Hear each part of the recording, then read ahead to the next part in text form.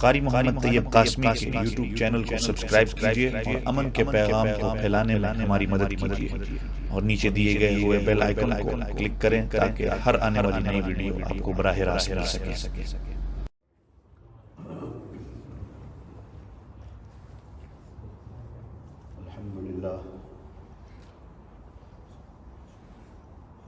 الحمد لله الذي لم يلد ولم يولد ولم يكن له كفوا أحد.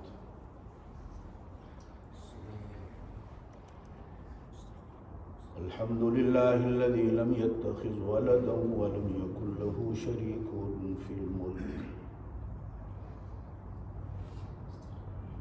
ولم يكن له ولي من الذل وكبره تكبيرا. أشهد أن لا إله إلا الله وحده لا شريك له لا ضد له ولا ند له ولا مثل له ولا مثال له. ونشهد أن سيدنا ونبينا وشفيعنا وحبيبنا وطبيبنا وطبيب قلوبنا وهادينا ومهدينا ومرشدنا ومولانا محمدا عبده ورسوله. اللهم صل على روضة محمد في الرياض وصل على بلد محمد في البلاد. اللهم صل على روح محمد في الأرواح وصل على جسد محمد في الأجساد. أما بعد، أعوذ بالله من الشيطان الرجيم. بسم الله الرحمن الرحيم. إن عدة الشهور عند الله 12 شهرا في كتاب الله يوم خلق السماوات والأرض منها 4 حرم ذلك الدين القيم. صدق الله العلي العظيم وبلغنا رسوله النبي الكريم الأمي الأمين ونحن على ذلك لمن الشاهدين والشاكرين والحمد لله رب العالمين.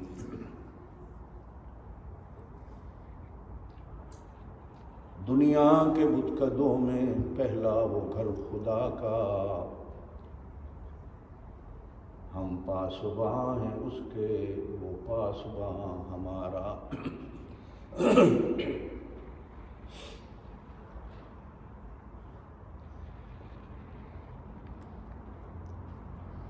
اللہ رب العزت کی حمد و ثنا، نبی پاک صلی اللہ علیہ وسلم کی ذات اقدس پر ہدیہ درود و سلام پیش کرنے کے بعد بارگاہ الہی میں دست بدعا ہوں کہ اللہ پاک اس مختصر سے وقت میں اپنی رضا کے لیے کچھ حق اور سچ کہنے کی توفیق دے، اور پھر اللہ ہم سب کو اس پہ عمل کی توفیق بخشے.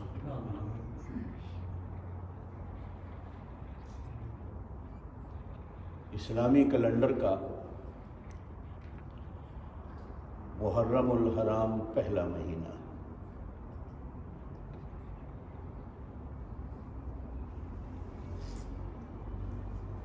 اس کے نام کے اندر بھی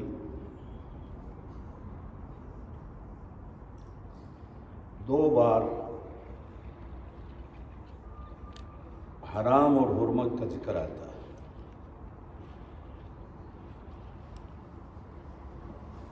محرم الحرام.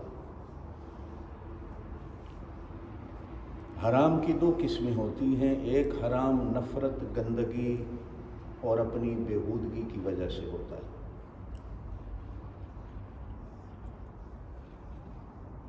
اور ایک حرام کا معنی عزت، حرمت اور عظمت بھی ہوتا ہے. جس طرح کعبے کے ساتھ جڑی ہوئی مسجد، اس مسجد کو مسجد حرام کہتے ہیں۔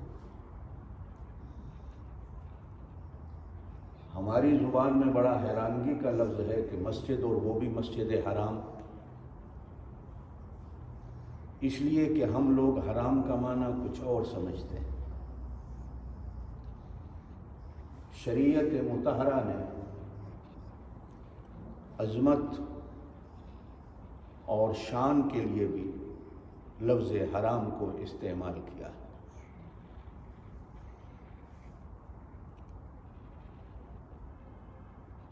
ہر جانور کا اللہ کا نام لے کر جو حلال جانور ہیں ان کا خون بہانا حلال ہے، لیکن انسان ایک ایسا جاندار ہے کہ جس کا خون بہانا حرام ہے، صرف اسی وجہ سے کہ اللہ کے ہاں ہر جاندار سے زیادہ عزت والی چیز انسان ہے، اور انسان کا لہو کا قطرہ بھی اسی طرح عزت والا ہے، اس کو بہانا بھی حرام ہے۔ اسلامی کیلنڈر کے 12 مہینے میں نے قرآن کی آیت پڑھی، سورہ توبہ میں ہے، یہ اللہ نے خود بنائے۔ انا بے شک عدت الشہور، مہینوں کی گنتی، عند اللہ اللہ کے ہاں، 12 شہرن کو 12 مہینے، فی کتاب اللہ اللہ کے علم میں بھی، یوم خلق السماوات والارض، جس دن سے اللہ نے زمین و آسمان کو بنایا اسی دن سے اللہ پاک نے اسلامی کیلنڈر کے 12 مہینے بنا دیے، اور پھر ارشاد فرمایا کہ منہا اربعۃ حرم، ان 12 مہینوں میں 4 مہینے عزت والے ہیں، جن میں ایک یہ محرم کا مہینہ بھی ہے۔ بعض احادیث میں ملتا ہے نبی پاک صلی اللہ علیہ وسلم نے ارشاد فرمایا کہ یہ اللہ کا مہینہ ہے، اور علماء نے لکھا ہے کہ اس کی حرمت و عزت کے جہاں اور کئی اسباب ہیں، وہاں ایک سبب سب سے بڑا یہ ہے آپ کے لیے اور میرے لیے کہ یہ حج پہ جانے والوں کی واپسی کا مہینہ ہوتا ہے۔ کفار مکہ چونکہ ان 4 مہینوں میں خون بہانا، لڑائی جھگڑا کرنا منع تھا، کفار مکہ کے ہاں اور ہماری شریعت میں بھی تھا۔ کبھی کبھی وہ لوگ کیا کرتے کہ محرم کے مہینے میں اگر کہیں لڑائی جھگڑا کرنا ہوتا تو اس مہینے کو آگے پیچھے کر دیتے، پہلے ربیع الاول لے آتے اور ربیع الاول کی جگہ پہ محرم لے آتے، اپنی مرضی کے مالک۔ ذی الحج کے مہینے میں لڑائی جھگڑا کہیں کرنا ہوتا تو ذی الحج کا مہینہ آگے پیچھے کر دیتے اور حج کو بھی آگے پیچھے کر دیتے۔ ذی القعدہ کا مہینہ بھی حرمت والے مہینوں میں شامل ہے جو حج سے پہلا ہے، اس مہینے میں اگر کہیں لڑائی جھگڑا کرنا ہوتا تو اس مہینوں کو بھی آگے پیچھے کر لیتے۔ اور چوتھا مہینہ رجب کا ہے، ان 12 مہینوں میں جو حرمت والا ہے، اس مہینے میں بھی اگر کہیں لڑائی جھگڑا کرنا ہوتا تو اس مہینے کو بھی آگے پیچھے کر دیتے۔ ان کی اپنی مرضی تھی کہ جس مہینے کو چاہے آگے کر دیں اور جس مہینے کو چاہے پیچھے کر دیں اور لڑائی فساد کر دیں۔ ان 4 مہینوں میں کفار مکہ بھی اکثر اس پابندی کو قبول کرتے تھے کہ آپس میں نہیں لڑنا، ایک دوسرے کا خون نہیں بہانا۔ یہ بات میں آپ سے پوچھ کر آگے چلتا ہوں، اگر ایک دوسرے کا خون بہانا ان 4 مہینوں میں حرام اور بالخصوص محرم کے مہینے میں حرام، تو اپنا خون بہانا یہ حلال ہوگا یا حرام ہوگا؟ اگر ایک دوسرے کا ہم نہیں بہا سکتے تو اپنا خون بہانا محرم کے مہینے میں یہ حلال ہوگا یا حرام ہوگا؟ نمبر 2، اگر اپنا خون بہانا شہادت حضرت حسین کی وجہ سے ہوتا تو حضرت حسین کی شہادت تو 10 محرم کو ہوئی، تو یہ 10 کے بعد ہوتا، اس لیے کہ افسوس، ماتم اور خون بہانا موت کے بعد ہوتا ہے، پہلے نہیں ہوتا۔ یہ عجیب دنیا کا دستور ہے کہ شہادت 10 کو ہوتی ہے اور 10 کے بعد سب کچھ ختم ہو جاتا ہے، پہلے ہی اپنا خون بہا لیا جاتا. ہمیں آج تک سمجھ نہیں آئی, ہو سکتا ہے آپ کو سمجھ آ جائے چونکہ آپ ایک بڑے پڑھے لکھے ملک میں رہتے ہیں, کہ یہ کیا ہے کہ امام حسین رضی اللہ تعالیٰ عنہ کی شہادت دوپہر کے وقت, ظہر کے وقت ہو رہی ہے میدان کربلا 10 محرم, جو تاریخ کہتی ہے, لیکن خون بہانا پہلے ہو جاتا ہے اور 10 عصر کے وقت ہر کوئی فارغ ہو کے گھر آ جاتا ہے. محرم الحرام اسلامی کیلنڈر کا پہلا مہینہ. ایک بات میری یاد رکھیے گا, پہلا تو پہلا ہی ہوتا ہے. پہلے کی جو شان ہوتی ہے, پہلے کی جو عظمت ہوتی ہے, پہلے کا جو مقام ہوتا ہے, وہ بعد میں آنے والوں سے ذرا اونچا رہتا ہے. نبی پاک صلی اللہ علیہ وسلم بھی آئے تو بے شک بعد میں, لیکن یہ میری بات اس بات سے ملتی جلتی ہے کہ آپ صلی اللہ علیہ وسلم نے ارشاد فرمایا کہ آدم ابھی گارے میں پڑے تھے کہ اللہ پاک نے میرے سر پر نبوت کا تاج رکھ دیا تھا. میں اللہ کے علم میں, اللہ کی قدرت میں, اللہ کی شان میں اس وقت نبی بن چکا تھا. اس لیے میں پہلا بھی ہوں اور میں آخری بھی ہوں, اور آخری بھی ایسا ہوں کہ مجھ سے پہلے جتنے آئے ایک گیا دوسرا آ گیا, یعنی وہ جانے کے لیے آتا تھا, رہنے کے لیے نہیں آتا تھا. میں سب سے آخر میں آیا تو رہنے کے لیے آیا, میں جانے کے لیے نہیں آیا. آپ جمعے کے خطبے میں اکثر خطیب حضرات سے خطبہ سنتے ہیں, وہ کہا کرتے ہیں کہ آپ صلی اللہ علیہ وسلم نے ارشاد فرمایا خیر القرون قرنی. یہ دوسرے خطبے میں عام طور پر حدیث پڑھی جاتی ہے, خیر القرون قرنی. آپ صلی اللہ علیہ وسلم نے ارشاد فرمایا کہ بہترین زمانہ میرا زمانہ ہے. اور آپ صلی اللہ علیہ وسلم کی نبوت کا زمانہ آج 1444 ہو گیا, آج بھی چل رہا ہے اور یہ قیامت تک چلتا رہے گا, بلکہ قیامت کے دن بھی چلے گا. اور انشاءاللہ جب آپ سارے جنت میں جائیں گے تو جنت میں بھی حضور پاک صلی اللہ علیہ وسلم کی نبوت کا زمانہ چلے گا. پہلا تو پہلا ہی ہوتا ہے.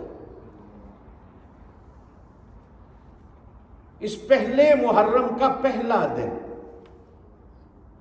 محرم کا پہلا دن, آج محرم کی یہاں کیا تاریخ ہے؟ 6. یقین سے ہے نا؟ اس لیے کہ انگلش کا بنایا ہوا کیلنڈر بندوں کا بنایا ہوا ہے, وہ ہمیں یاد رہتا ہے. ہندو کا بنایا ہوا کیلنڈر ایک راجا مہاراجا کا ہے, وہ بھی ہمیں یاد رہتا ہے. جو اللہ کا بنایا ہوا کیلنڈر ہے وہ اکثر ہم بھی, آپ بھی سارے جو ہے اسے بھول جاتے ہیں. آج آ کے ہمیں یاد آتا ہے رمضان کی پہلی کو اور عید کے چاند کو کہ اللہ کا بنایا ہوا کیلنڈر کیا ہے. اور وہ چاند بھی اس وقت اتنا مشکل ہو جاتا ہے کہ ڈھونڈو تو نظر نہیں آتا. آج کل سورج غروب ہونے سے پہلے گھنٹہ نظر آ رہا ہے, لیکن جب رمضان اور عید کا آتا ہے تو پھر ہمیں نظر نہیں آتا. خیر, محرم کا پہلا دن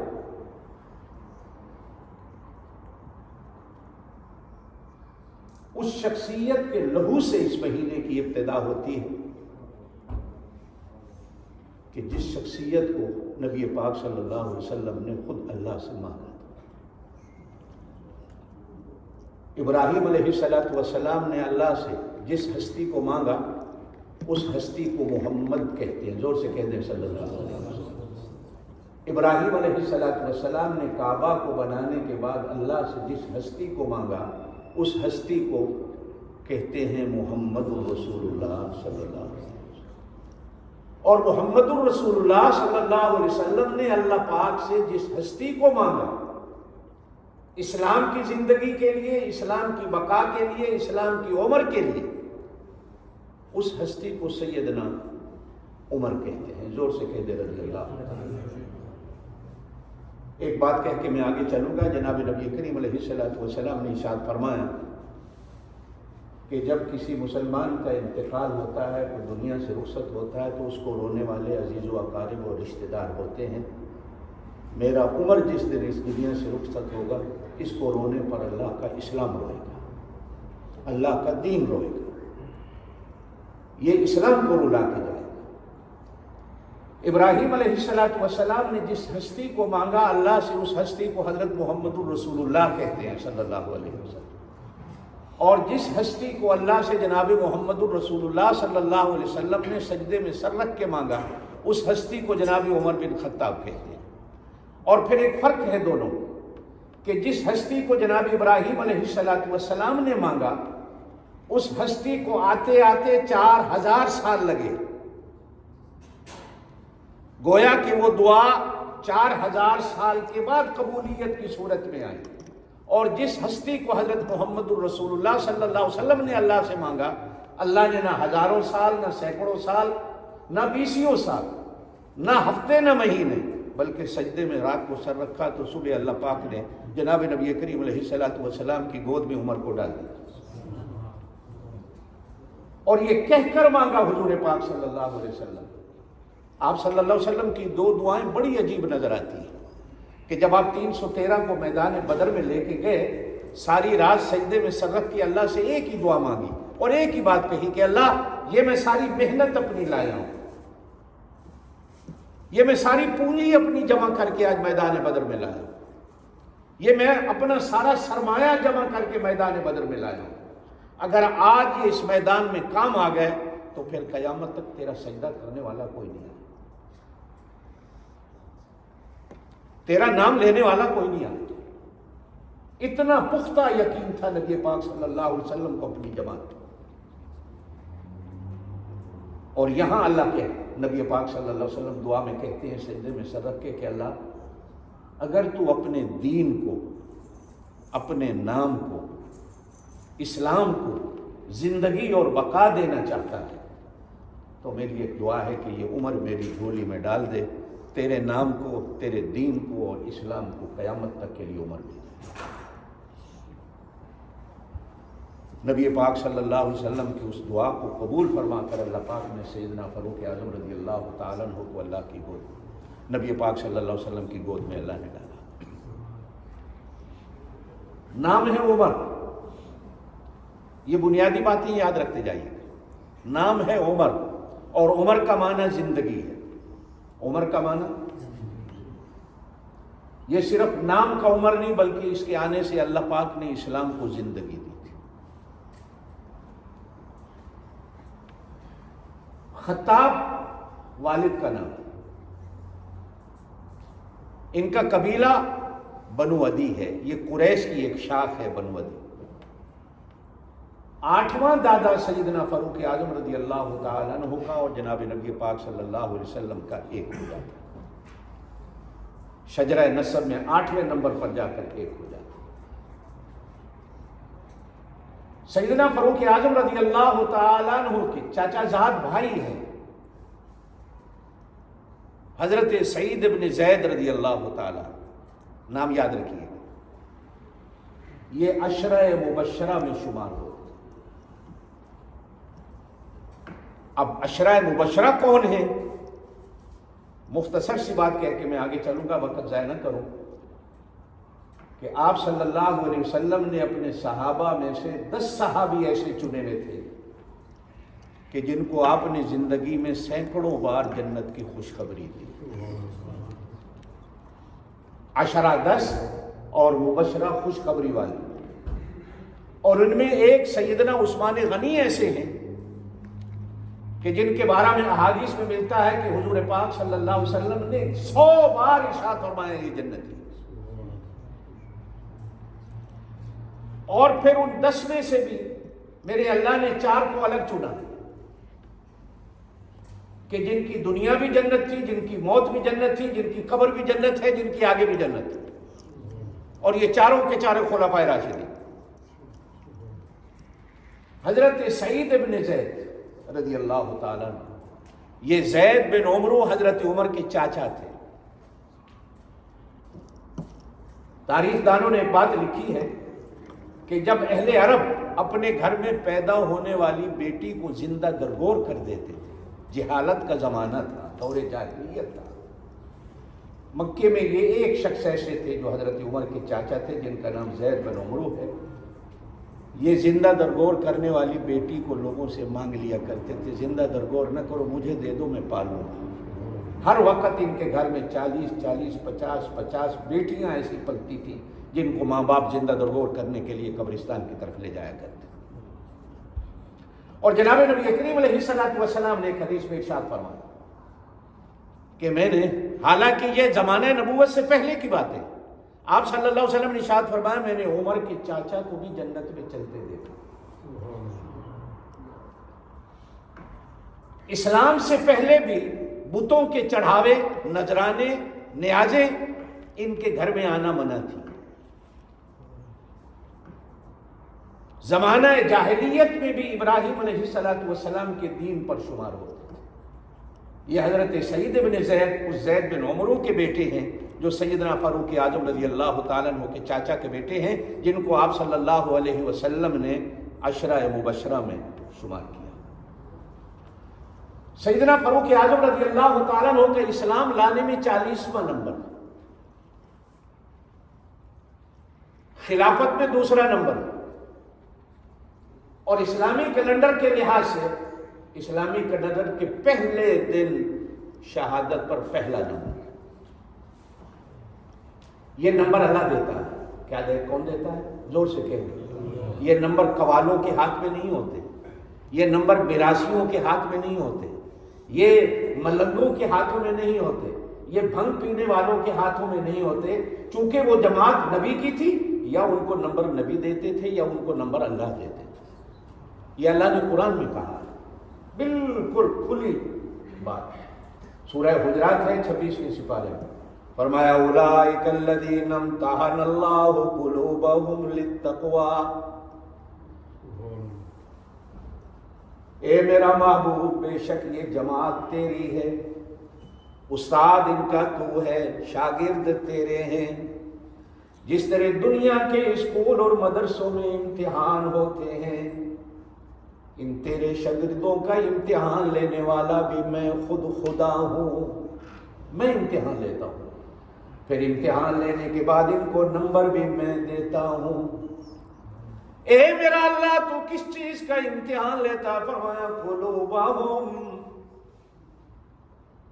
میں ان کے دلوں کو دیکھتا ہوں. ان کے دلوں میں کیا ہے؟ میرے ہیں، تیرے ہیں، تیرے دین کے ہیں، اسلام کے ہیں، میرے اور تیرے خیر خواہ ہیں. نمبر میں دیتا ہوں. خلافت میں ان کو دوسرا نمبر دیا. شہادت میں محرم کی پہلی تاریخ کو پہلے دن پہلا نمبر دیا، لیکن اسلام میں 40واں نمبر دیا. میں نے پہلے کہا کہ پہلا تو پہلا ہی ہوتا ہے، میری اس بات کو یاد رکھیے گا. محرم کی پہلی، شہادت میں پہلی، خلافت میں 2 اور 40واں نمبر. اسلام کے اندر یہ 40 کا عدد بھی اپنے اندر بہت ساری چیزیں رکھتا ہے.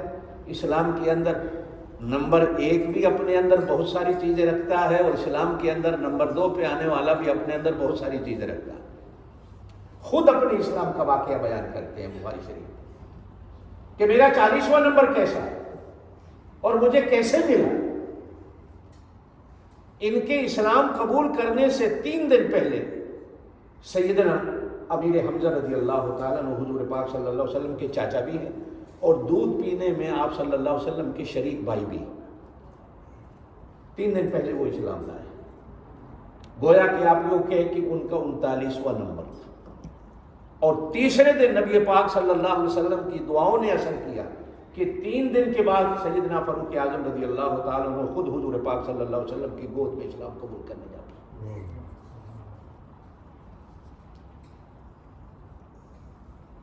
خود اپنا واقعہ بیان فرماتے ہیں کہ ابو جہل نے اعلان کیا ان دنوں میں کہ جو محمد کا، زور سے کہہ دیں صلی اللہ علیہ وسلم، زور سے صلی اللہ علیہ وسلم. حضور پاک صلی اللہ علیہ وسلم نے ارشاد فرمایا تم میں سے ہے کہ جو چاہتا ہو کہ اس کی جنت میری جنت کے قریب ہو جائے. صحابہ کرام نے عرض کیا رسول اللہ کون ہے جو نہیں چاہتا؟ فرمایا جمعے والے دن کثرت سے مجھ پر درود پڑھا کرو، تمہاری جنت میری جنت کے قریب. ایک اور حدیث بڑی عجیب ملتی ہے. ایک صحابی نبی پاک صلی اللہ علیہ وسلم کو وضو کرا رہے تھے.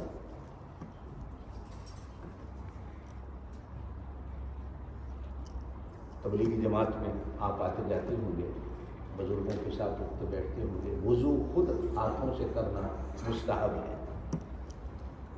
وضو میں دوسرے سے مدد نہیں لینی چاہیے. یہ وضو کے مستحبات میں سے یہ آپ بھی جانتے ہیں. لیکن اگر اولاد ماں باپ کو وضو کرا دے، اگر مرید پیر کو وضو کرا دیں، اگر طالب علم اپنے استاد کو وضو کرا دیں، تو یہ ان کے درجات کو بلند کرنے کا سبب بن جاتا ہے. اپنے بڑوں کو کبھی کبھی وضو کرایا کرو، آپ کو درجات مل جائیں. صحابی نبی پاک صلی اللہ علیہ وسلم کو وضو کرا، پیروں پہ جب پانی ڈالا آپ صلی اللہ علیہ وسلم کھڑے ہوئے وضو کر کے، تو نبوت کا دریا ایسا جوش میں آیا. ارشاد فرمایا آج مانگ مجھ سے کیا مانگتا ہے. بڑی عجیب بات ارشاد. حالانکہ منبر پر بیٹھ کر لوگوں سے کہا جاتا ہے مانگو اللہ سے، کسی غیر سے نہیں مانگنا، لیکن آج کہہ رہے ہیں مانگ مجھ سے کیا مانگتا ہے. وہ دیوانہ بھی ایسا کیا مانگا.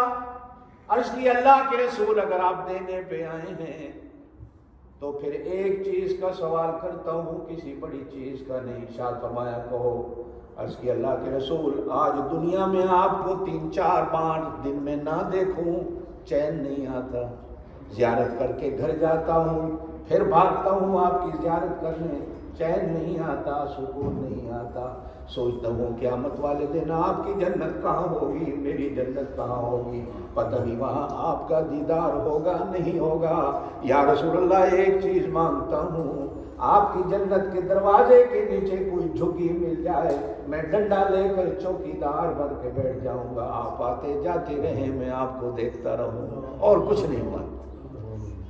میرے پاک نبی صلی اللہ علیہ وسلم نے ارشاد فرمایا مانگا بھی تو کیا مانگا، جا وعدہ کرتا ہوں لیکن 2 چیزیں تو کر لیا کر، قیامت والے دن اپنی جنت کے قریب تیری جنت اللہ سے تجھے لے کے دے دوں گا. عرض کی اللہ کے رسول ارشاد فرمایا ایک کثرت سے جمعے والے دن مجھ پر درود پڑھا کر اللہ تیری جنت اور میری جنت کو قریب کر دے. راتوں کو اٹھ کر تہجد پڑھنے کی عادت ڈال لے، اللہ تیری جنت کو میری جنت کے قریب کر دے گا. زور سے کہہ دے صلی اللہ علیہ وسلم، زور سے صلی اللہ علیہ وسلم. مانگا بھی تو کیا مانگا. آپ صلی اللہ علیہ وسلم نے ارشاد فرمایا تمہاری نظروں میں بخیل کنجوس وہ ہے جو مانگنے والے کو دروازے سے خالی لوٹا دے. میرے نزدیک بخیل اور کنجوس وہ ہے جو میرا نام سن کر مجھ پر درود نہ پڑھے. زور سے کہتے صلی اللہ علیہ وسلم. ابو جہل نے اعلان کیا جو محمد کا سر لائے گا کہتے صلی اللہ علیہ وسلم عرب کا 100 اونٹ انعام میں دیا جائے. لوگوں سے سن کر یقین نہیں آیا، بھاگا ہوا ابو جہل کے دروازے پہ گیا، پوچھا اعلان کیا، کہا کیا، بس پکی بات ہے 100 اونٹ انعام میں ملے گا. گھر آئے تلوار اٹھا. بنو عدی کا جو قبیلہ تھا یہ نبی پاک صلی اللہ علیہ وسلم کے بنی ہاشم کے قبیلے کے قریب دوسری گلی میں ان کے گھر تھے. بنو تمیم سیدنا صدیق اکبر رضی اللہ تعالیٰ عنہ کا قبیلہ تھا. یہ بالکل دوسری سائڈ تھی جہاں آج بھی آپ اللہ آپ کو مکہ لے جائے، ہلٹن ہوٹل جو شرکا مکہ کہا جاتا ہے، یہ بنو تمیم کا علاقہ تھا. اور نبی پاک صلی اللہ علیہ وسلم کو جو قریش کا علاقہ وہ دوسرا تھا جہاں آپ صلی اللہ علیہ وسلم کی پیدائش کا مکان آج بھی باقی موجود ہے مکے میں. آپ یوں سمجھے کہ بنو عدی بھی وہیں رہنے والا ہے دوسری گلی. جو ساتھی پرانے گئے ہوں مکے میں، پرانی تعمیر میں، ان کو یاد ہوگا کہ کسی زمانے میں ادھر سے جب آتے تھے آپ صلی اللہ علیہ وسلم کے گھر کی طرف، باب النبی، باب السلام، جو عام طور پر آپ حج عمرے کی کتابوں میں پڑھتے ہیں کہ مکے میں داخل ہونا تو باب السلام سے داخل ہونا. یہ باب السلام اس طرف ہے جو بنا جو صفا مروہ کی سائڈ. باب النبی آپ صلی اللہ علیہ وسلم اسی سے داخل ہوتے تھے. باب بنو شیبہ، بنی ہاشم، یہ سارے اس سائڈ پہ. گھر آئے تلوار اٹھائی.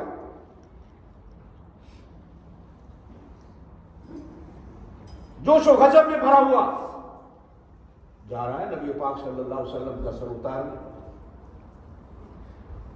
हमारे एक बुजुर्ग कहा करते थे कि एक होती है तकदीर, एक होती है तदबीर। कभी कभी तकदीर गालिब होती है और कभी कभी तदबीर भी गालिब हो जाती है, लेकिन तकदीर का मुकाबला नहीं होता, तकदीर हमेशा अक्सर गालिब रहती है। अब ये तदबीर करके जा रहा है कि सर लेने जाना है। अब तकदीर में लिखा हुआ है कि लेके नहीं आएगा बल्कि अपना सर दे के आएगा। फैसला वही होता है जो तकदीर का होता है। इसलिए आपको और मेरा ईमान वल खैर कदर खैरिही व शर्रिही, हर तकदीर पर हमारा ईमान जरूरी होता है। वल कदर खैरिही व शर्रिही मिन अल्लाह तआला वल बास बादल मौत। रास्ते में एक आदमी मिल गया, नंगी तलवार हाथ में देखी, जलाल देखा, गुस्सा देखा, गजब देखा। कहां जा रहे हो? कहा उनका सर लेने जा।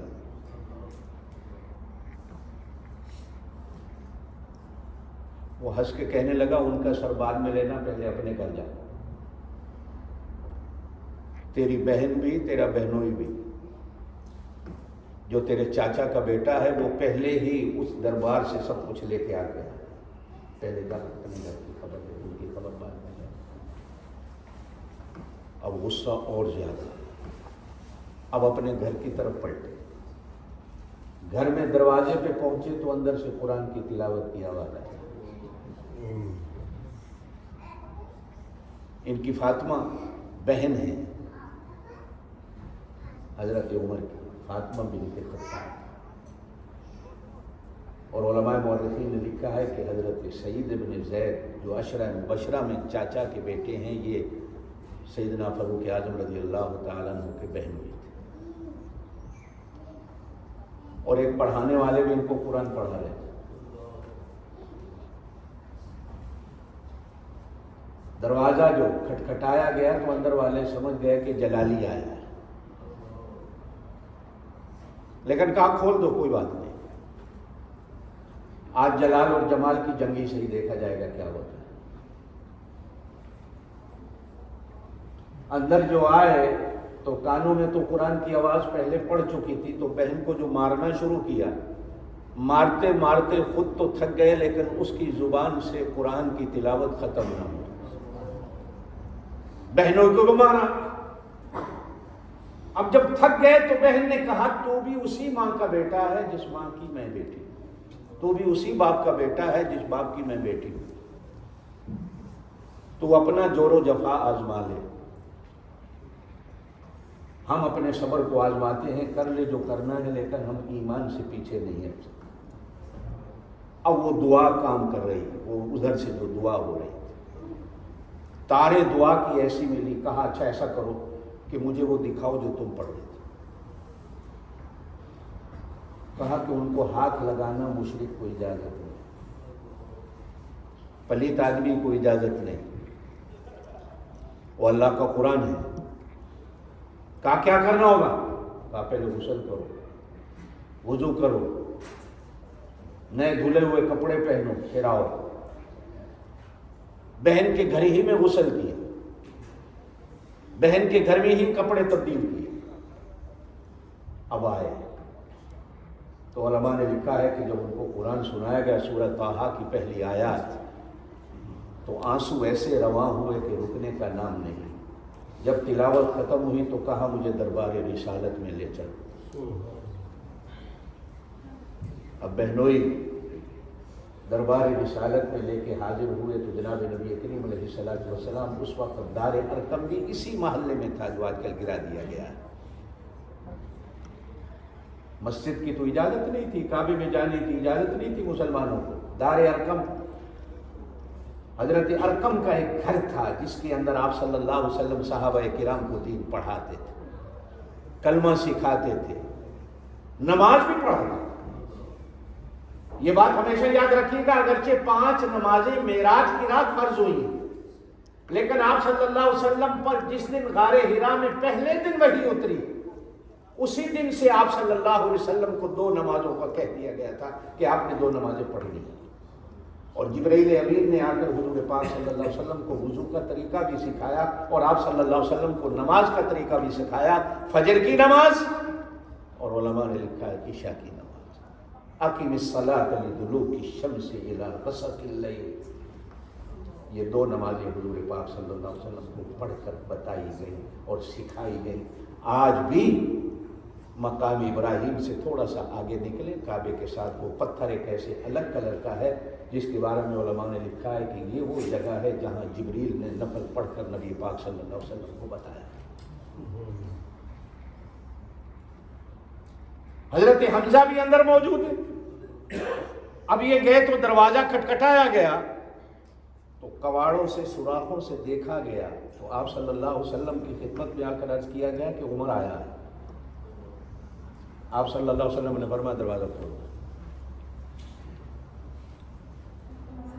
سیدنا حمزہ نے کہا کہ سیدھے طریقے سے آ رہا ہے تو اہلاً و سہلاً، اگر کسی بری نیت سے آ رہا ہے تو تلوار بھی اسی کی ہوگی، گردن بھی اسی کی ہوگی، آنے دو۔ یہ پہلا انسان ہے کہ تاریخ اسلام نے لکھا ہے کہ جب اندر داخل ہوئے تو نبی پاک صلی اللہ علیہ وسلم نے یہ دامن پکڑا سیدنا فاروق اعظم، کہا کب تک میری دشمنی کرو؟ جس طرح حالانکہ نبی کو منت سماجت کرنے کی کیا ضرورت ہے، نبی کو اس طرح کہنے کی کیا ضرورت ہے، لیکن اس دعا کے اوپر جائیے کہ جناب نبی کریم علیہ الصلوۃ والسلام نے سجدے میں سر رکھ کے اللہ سے کہا کہ اللہ اگر قیامت تک اسلام کو عزت دینا چاہتا ہے تو یہ شخص میری جھولی میں ڈال۔ اور پھر ایک بار ارشاد فرمایا کہ جب کوئی بندہ اس دنیا سے چلا جاتا ہے اس کو اس کے رشتہ دار روتے ہیں، جب یہ میرا عمر اس دنیا سے جائے گا تو اس کی موت پر اللہ کا اسلام روئے گا۔ دامن پکڑ کر کہا کب تک میری دشمنی کرو، کب تک اس طرح پھرتے رہو گے تلواروں کو اٹھا کر؟ آنسو بہا کر کہا کہ اب میں دل دینے آیا ہوں، دشمنی کو ختم کر۔ آپ صلی اللہ علیہ وسلم نے کلمہ پڑھایا، کہو اشہد ان لا الہ الا اللہ۔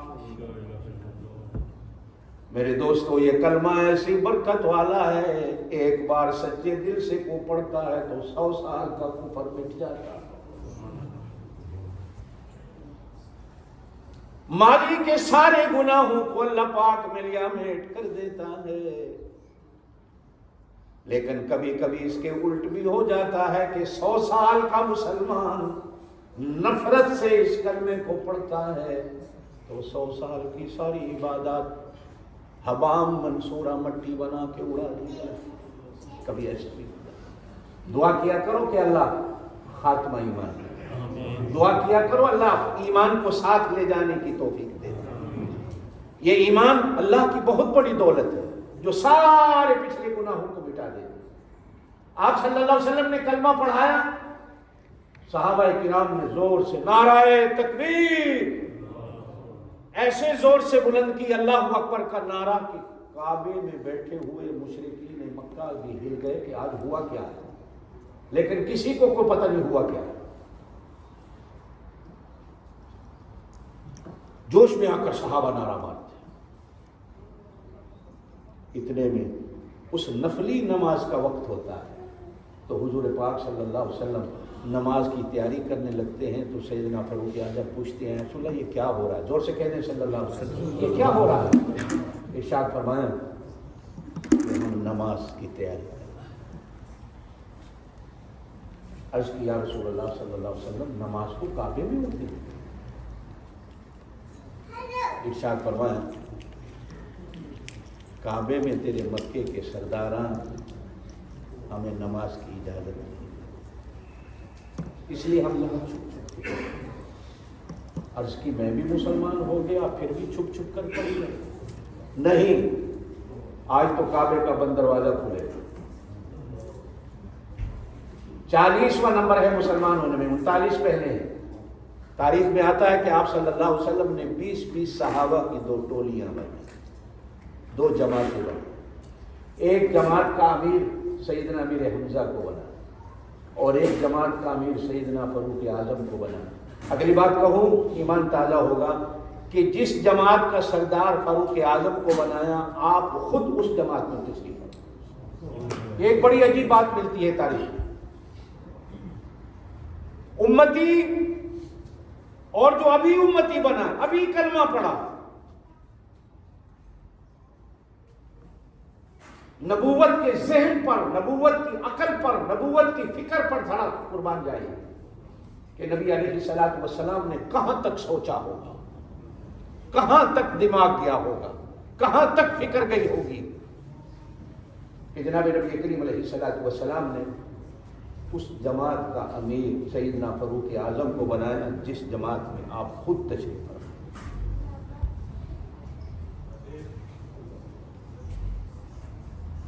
کعبے میں جب دونوں جماعتیں داخل ہوئی تو کعبے میں تو مسلمان کو نماز پڑھنے کی اجازت نہیں تھی، نبی پاک صلی اللہ علیہ وسلم کو بھی اجازت نہیں تھی۔ داخل ہوتے ہی تلوار ہاتھ میں لے کر کہا کہ او مکے والوں، اگر کسی نے اپنی بیویوں کو بیوہ کرانا ہے تو آج نبی کو روک کے دیکھو، کسی نے بچوں کو یتیم کرانا ہے تو آج نبی کو روک کے دیکھو، میں اسلام لا چکا ہوں، آج نماز کعبے میں ہو۔ گویا کہ یہ کعبہ بھی، یہ کعبہ اور کعبے کے اندر نمازیں بھی ادا کرنا، یہ سیدنا فاروق اعظم رضی اللہ تعالی عنہ کی مرہونی ہے کہ آج نبی پاک، حالانکہ وہ کعبہ نبی پاک کے لیے بنا، ربنا وبعث فیہم رسولا منہم یتلو علیہم آیاتک وَيُعَلِّمُهُمُ الْكِتَابَ وَالْحِكْمَةَ وَيُزَكِّيهِمْ۔ کتنے بجے تک پڑھتے ہیں؟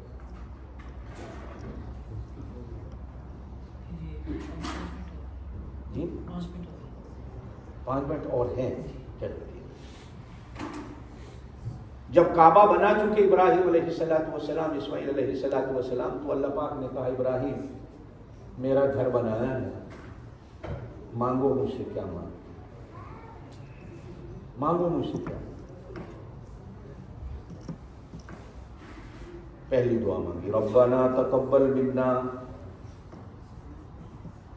یا اللہ اسے قبول کر۔ آپ بھی جتنے بیٹھے ہیں، جب کبھی اللہ پاک توفیق دے کسی مسجد کی خدمت کرنے کی تو دینے کے بعد دل میں دعا کر لیا کرو اللہ اسے قبول کر۔ پھر اگلی دعا مانگی ربنا وجعلنا مسلمین لک ومن ذریتنا امة مسلمة لک۔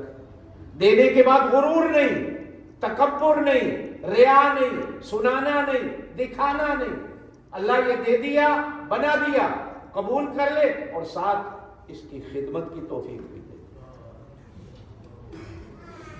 ربنا وجعلنا مسلمین ومن ذریتنا، ہماری اولاد کو بھی مسلمان بنا،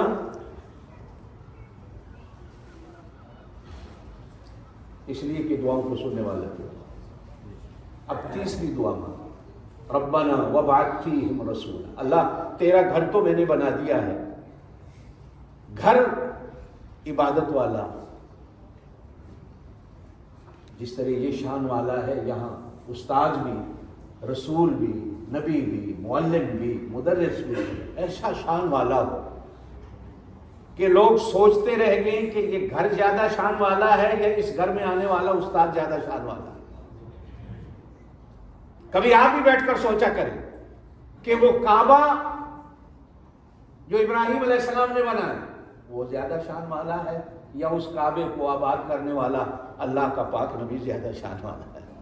ربنا وبعث فیہم رسولا منہم یتلو علیہم آیاتک، یہاں رسول ایسا بھیج جو ان لوگوں کو تیرے قرآن کی ایک ایک آیت کو کھول کھول کر سناتا رہے اور بتاتا رہے۔ وہ کعبہ بنا نبی پاک صلی اللہ علیہ وسلم کے لیے، لیکن اسی کعبے میں نبی پاک کو نماز پڑھنے کی اجازت ہے۔ سیدنا فاروق اعظم رضی اللہ تعالی عنہ اسلام لائے تو نبی پاک صلی اللہ علیہ وسلم تک کعبے کا دروازہ، پھر وہ تو لمبی تاریخ ہے کہ پھر آپ صلی اللہ علیہ وسلم ہجرت کر کے تشریف لے گئے تو مکے میں آنے کی اجازت نہیں، عمرے کی بھی اجازت نہیں ملی، تو پھر فتح مکہ ہوتی ہے، پھر آپ صلی اللہ علیہ وسلم فاتح بن کے مکے آتے ہیں، تو پھر اس وقت کا اللہ کے گھر کا دروازہ کھلا ہوا، پھر آج تک نہیں بلکہ قیامت تک کبھی اس امت کے لیے بند نہیں۔ نبی پاک صلی اللہ علیہ وسلم کے لیے سیدنا فاروق اعظم رضی اللہ تعالیٰ عنہ کے اسلام لانے سے اللہ پاک، نبی پاک صلی اللہ علیہ وسلم نے ارشاد فرمایا کہ جس دن فاروق اعظم نے کلمہ پڑھا، آسمان کا کوئی فرشتہ ایسا نہیں تھا جو خوشی نہیں ہوئی کہ اس کے آنے سے اللہ پاک اسلام کو عزت دیتے، اور اسلام کو اللہ نے عزت دی۔ آج بھی اہل کفر اپنی کتابوں میں لکھنے پر مجبور ہیں کہ اگر دنیا میں کوئی ایک اور عمر ہو جاتا تو پھر قیامت تک دنیا کا کوئی کونا کبھی اسلام سے خالی نہ ہو، ہر جگہ اسلام ہی اسلام ہو۔ اللہ پاک قبول فرمائے جو کچھ میں نے کہا۔ میں ہانگ کانگ سے آیا ہوں، آپ میں سے کئی ساتھی مجھے جان